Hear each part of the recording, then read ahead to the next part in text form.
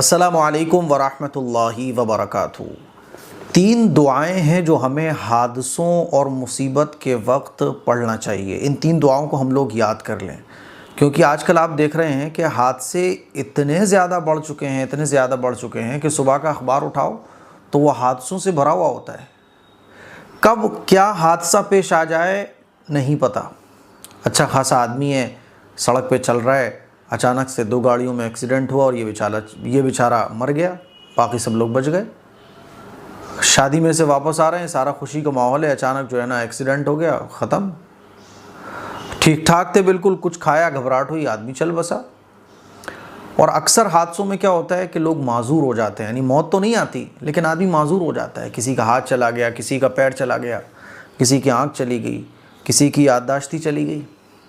ایک ہمارے ملنے والے تھے تو وہ بیچارے اچھے خاصے، ہم لوگ پروگرام سے نکلے، سڑک حادثہ ہوا تو ان کے سارے چوٹیں آئیں، باقی کسی کو کچھ نہیں ہوا۔ اور ان کے چوٹ سر میں ایسے آئی کہ اس وقت وہ اپنی یادداشت کھو بیٹھے ہیں، یعنی ان کو چیزیں یاد نہیں رہتی، وہ بھول جاتے ہیں۔ جیسے ان سے کوئی ملنے آیا تو ان کو یہ تو یاد ہے، چہرہ یاد ہے، سب کچھ یاد ہے، لیکن وہ یہ بھول گئے ہیں کہ یہ لوگ میرے پاس کیوں آئے۔ وہ یہ بھول جائیں گے کہ میں یہاں کیوں بیٹھا ہوا ہوں، وہ بھول جائیں گے۔ یعنی چہرے تو اپنوں کے یاد ہیں لیکن جو وہ کام کر رہے ہوتے ہیں، جو بات کر رہے ہوتے ہیں، وہ بھول جاتے ہیں۔ تو بھائی کب کیا ہو جائے نہیں پتہ۔ اسی لیے ابھی 2 ہفتے پہلے جب میرے ساتھ ایک حادثہ ہو گیا اور دہلی میں جا رہا تھا تو ٹیکسی ڈرائیور نے جو ہے نا ایک بائک والے میں ٹھوک دی۔ آدھی غلطی بائک والے کی تھی، آدھی غلطی اس کی تھی، دونوں کی غلطیاں برابر تھیں۔ وہ تو اللہ نے حفاظت فرمائی کہ بڑے حادثے سے ہم بچ گئے، بس گاڑیوں کو ہی نقصان ہوا ہے نا۔ اس موقع پہ میں اپنے ساتھیوں سے کہنے لگا کہ یار موت سے اتنا ڈر نہیں لگتا ہے جتنا حادثوں سے ڈر لگتا ہے، کیونکہ موت تو ایک بار آئے گی، بس کام ختم۔ تو موت کا تو خوف یہی ہے نا کہ آخرت کی تیاری ہو جائے، لیکن حادثوں سے ڈر اس لیے لگتا ہے کہ کب کیا حادثہ پیش آ جائے، اور کبھی ہاتھ ٹوٹ گیا، کبھی سر میں چوٹ آ گئی، پیر میں چوٹ آ گئی، دوسروں کے ہم محتاج ہو گئے۔ آج جن چیزوں کا ہم خیال کرتے ہیں کل ہم ان چیزوں کا خیال نہیں کر پائیں گے، ڈاکٹروں کے محتاج ہو جائیں گے۔ بے نیازی کی جو زندگی گزر رہی ہے وہ بے نیازی کی زندگی ختم ہو جائے گی۔ آج جتنا ہم شرم و حیا اپنے اندر رکھتے ہیں، ساری شرم و حیا بالائے طاق رکھ کے ڈاکٹر ہمیں جیسے چاہے گا ویسے لٹا دے گا۔ تو میں اپنے ساتھیوں سے کہہ رہا تھا کہ اللہ سے دعا کرنا چاہیے کہ اللہ تعالیٰ حادثے سے ہم سب کی حفاظت فرمائے۔ اور میں نے اس موقع پر یہ 3 دعائیں پڑھیں، اللہ تعالیٰ سے دعا کی اور اپنے ساتھیوں سے بھی کہا کہ بھائی دعاؤں کا بڑا اہتمام کرنا چاہیے، کیونکہ آج کل حادثے اتنے ہونے لگے ہیں، ہر آدمی کو جلدی ہے۔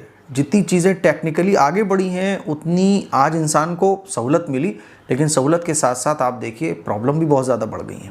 اللہ ہم سب کی حفاظت فرمائے۔ تو یہ 3 دعائیں ہیں جو ہم لوگوں کو پڑھنا چاہیے۔ ایک مرتبہ میں ترکی جا رہا تھا، ترکی ہی کے کسی دوسرے شہر میں ہمیں جانا تھا، مفتی آصف صاحب ہمارے ساتھ تھے۔ تو میرے ساتھ تو ایسا فرسٹ ٹائم ہوا، کیونکہ نارمل کیا ہوتا ہے فلائٹ نیچے جاتی ہیں اور فلائٹ لینڈ ہو جاتی ہیں، ٹیک آف ہوتی ہیں، کام ختم ہو جاتا ہے، پھر لینڈ ہو جاتی ہیں، نارمل تھوڑا بہت ٹربولنس ہوتا ہے، کوئی مسئلہ نہیں ہے۔ لیکن ترکی سے جب ہم سانلی عرفہ گئے تو فلائٹ میں پتہ نہیں کیا ہوا کہ وہ بار بار فلائٹ کو نیچے لے جاتا تھا، پھر اوپر لے جاتا تھا، اور شہر کی بلڈنگز کے وہ اتنے قریب، ایسا لگ رہا تھا کہ بس ابھی فلائٹ بلڈنگ سے ٹکرا جائے گی۔ اور پھر سونے پہ سہاگا یہ ہوا کہ اندر جو ایمرجنسی ایگزٹ لائٹ ہوتی ہیں وہ بھی جل گئیں۔ اب یہ سمجھ نہیں آ رہا تھا کہ بھائی ایسا کیوں کر رہا ہے۔ تو اس موقع پہ مجھے بڑی گھبراہٹ ہوئی، اور تب سے لے کے مجھے پھر فلائٹ میں بہت گھبراہٹ ہونے لگی ہے۔ مفتی آصف صاحب بھی کہنے لگے یار پتہ نہیں کیا ہو رہا ہے۔ ہم نے اللہ سے دعا مانگی کہ اللہ حفاظت کا معاملہ فرمائے۔ اور اس موقع پہ کیا ہوتا ہے نا، ٹھیک ہے یار موت آئے گی، لیکن میں نے وہی بولا آپ سے کہ ضروری نہیں ہے کہ مطلب موت کا اتنا ڈر نہیں ہوتا جتنا آج کل حادثوں کا ڈر ہوتا ہے۔ اسی لیے ہمیشہ حادثوں سے بچنے کی ہمیں دعا کرنا چاہیے۔ وہ 3 دعائیں کون کون سی ہیں وہ بھی یاد کر لیجئے۔ اللہ کے نبی صلی اللہ علیہ وسلم نے ارشاد فرمایا کہ جب کوئی پریشانی آ پہنچے، ظاہر سی بات ہے پریشانی چھوٹی ہو بڑی ہو اس سے مطلب نہیں، جب بھی کوئی پریشانی آئے، چھوٹی سے چھوٹی پریشانی آ جائے جس میں آپ گھبراہٹ کا شکار ہونے لگیں، جس میں آپ ٹینشن میں آنے لگیں، تو کوئی بھی پریشانی آ جائے تو آپ یہ پڑھنا نہ بھولیے۔ کون سی دعا؟ اللہ کے نبی صلی اللہ علیہ وسلم نے قرآن مجید کی ایک آیت بتائی، لا الہ الا انت سبحانک انی کنت من الظالمین۔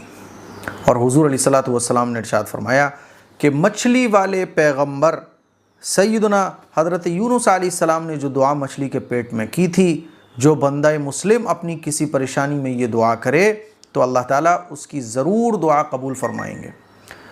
تو لا الہ الا انت سبحانک انی کنت من الظالمین یہ پڑھنا چاہیے، اور پریشانی کے وقت جب ہم اس کو پڑھیں گے تو ظاہر سی بات ہے ایک ہی اللہ تعالیٰ سے دعا ہوتی ہے کہ اللہ اس پریشانی سے ہمیں نکال دے، اس پریشانی کا بہترین بدلہ ہمیں عطا فرما دے، اس پریشانی پر صبر عطا فرما دے، تو انشاءاللہ گھبراہٹ دور ہو جائے گی، اور اس پریشانی پر جیسے پیغمبروں کو صبر آ جاتا تھا اور پیغمبروں کا اللہ سے تعلق مضبوط ہو جاتا تھا، وہ آپ کا ہو جائے گا۔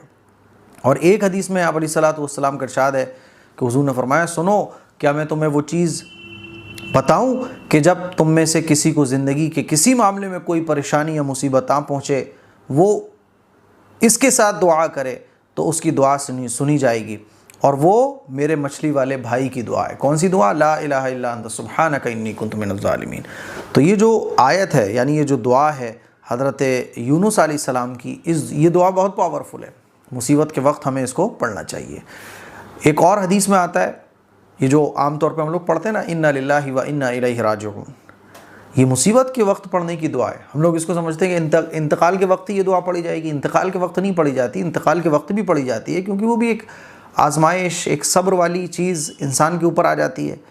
جب بھی کوئی چھوٹی بڑی پریشانی آ جائے یا کوئی ناگواری والا معاملہ پیش آ جائے تو ہمیں یہ کلمہ ضرور پڑھنا چاہیے، انا للہ و انا الیہ راجعون۔ مان لیجیے کسی کی گاڑی چوری ہو گئی تو فوراً اس کو پڑھو، انا للہ و انا الیہ راجعون، ہے نا، لا الہ الا انت سبحانک انی کنت من الظالمین۔ اسی طرح سے ایک دعا اور ہے، وہ بھی مصیبت کے وقت پڑھنے کی ہے، آپ لوگ اسکرین پر دیکھ سکتے ہیں، اللہم اجرنی فی مصیبتی وَأَخْلِفْ لِي خَيْرًا مِّنْهَا، یا اللہ مجھے اس مصیبت میں اجر عطا فرما اور اس کا بہترین بدلہ عطا فرما۔ اللہ کے نبی صلی اللہ علیہ وسلم کا اس دعا کے بارے میں فرمان ہے کہ مومن بندہ جب کوئی مصیبت اس پر آ پڑے تو وہ ان کلمات کو کہے، کون سے؟ اللہم اجرنی فی مصیبتی وَأَخْلِفْ لِي خَيْرًا مِّنْهَا۔ تو حضور علیہ الصلوۃ والسلام نے فرمایا تو یہ اگر کوئی دعا پڑھ لے مصیبت کے وقت میں تو اللہ تعالیٰ اس کو اس پریشانی کا اجر بھی دیں گے، اور اس پریشانی کے بدلے میں اس کو بہترین بدلہ بھی عطا فرمائیں گے۔